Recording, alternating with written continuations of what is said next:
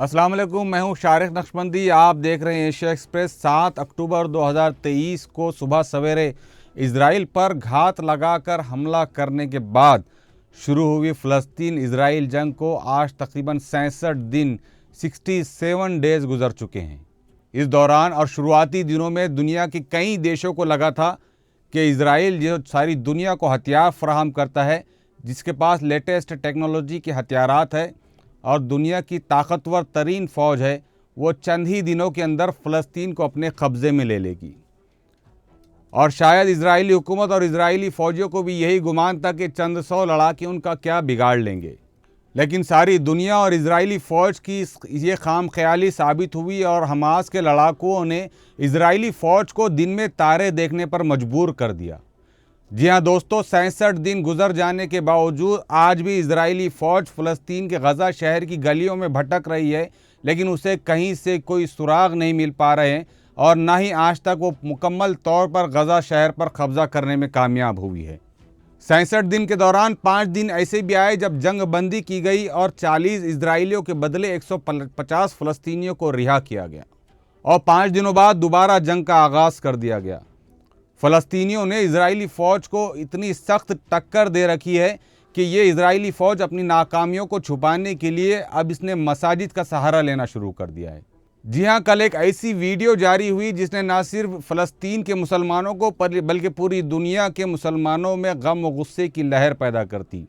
Zenin शहर के अंदर एक मस्जिद जो सन्नाटे में है, जिसके आसपास के तमाम रास्ते सुनसान हैं, गलियां खाली पड़ी हुई है, दुकानें बंद है, लोग अपने घरों में महसूर है। इस इलाके की एक खाली पड़ी मस्जिद में इजरायली फ़ौज दाखिल होती है। वहाँ पर माइक के ज़रिए बाज़ाब्ता ऐलान किया जाता है कि हम इस शहर में दाखिल हो चुके हैं। इतना ही नहीं बल्कि इजरायली फ़ौज ने सारी दुनिया के मुसलमानों को एक नाकाम पैगाम देने की कोशिश की है कि उसने पूरे जेनिन और पूरे गाज़ा शहर पर कब्ज़ा कर लिया है। इजरायली फ़ौज उस जगह पर खड़े होती है जिसे मुसलमानों में मिंबर कहा जाता है, जो मस्जिद का सबसे अहम हिस्सा होता है, और उसी मिंबर पर खड़े रहकर इमाम खुतबा देते हैं। इजरायली फ़ौज ने अपनी घटिया हरकत अपनाते हुए उस मिंबर पर खड़े होती है और यहूदी तरीक़े से अपनी इबादत वो फ़ौजी करता है। सीधी सी बात है, इजरायली फ़ौज ज़मीनी तौर पर कामयाबी हासिल नहीं कर पा रही है तो नफसियाती तौर पर फ़लस्तीन के मुसलमानों को इस मस्जिद के वीडियो के ज़रिए पैगाम देना चाहते हैं कि हमने आपकी मसाजिद पर भी कब्ज़ा कर लिया है। लेकिन ज़मीनी हकीकत इससे बहुत दूर है। खंडर पड़ी इमारतों में से भी आज भी इजरायली टैंकों को और इजरायली फ़ौजियों को बाज़ाब्ता निशाना बनाया जा रहा है और रोज़ाना कई इजरायली फ़ौज मौत के घाट उतारे जा रहे हैं। हलाकतें चाहे इजराइल की हो चाहे फ़लस्तीनियों की हो, इसमें सीधे तौर पर कोई चीज़ डिस्टर्ब हो रही है, कोई लोग डिस्टर्ब हो रहे हैं तो वो आम फ़लस्तीनी डिस्टर्ब हो रहे हैं, मासूम बच्चे डिस्टर्ब हो रहे हैं जो आज अपने इलाज के लिए, अपने मालजे के लिए और अपनी फूड और ग़िज़ाओं के लिए जो तो मजबूर है, महरूम है।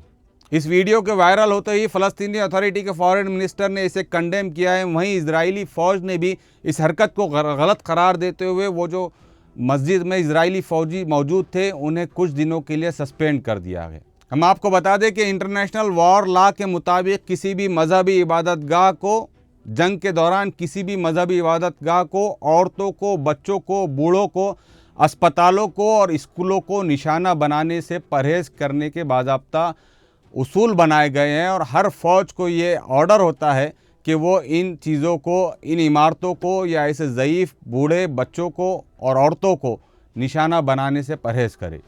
लेकिन इजरायली फ़ौज अपनी नाकामी को छुपाने के लिए मसाजिद का सहारा लेकर एक मरतबा फिर फ़लस्तीनियों को सड़कों पर आने पर मजबूर कर रही है। तो ये था इजराइल फ़लस्तीन से मुतालिक एक जंग का अपडेट, हमने आप तक पहुँचाने की कोशिश की है।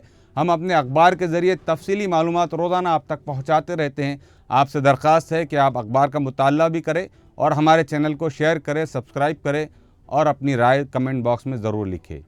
शुक्रिया।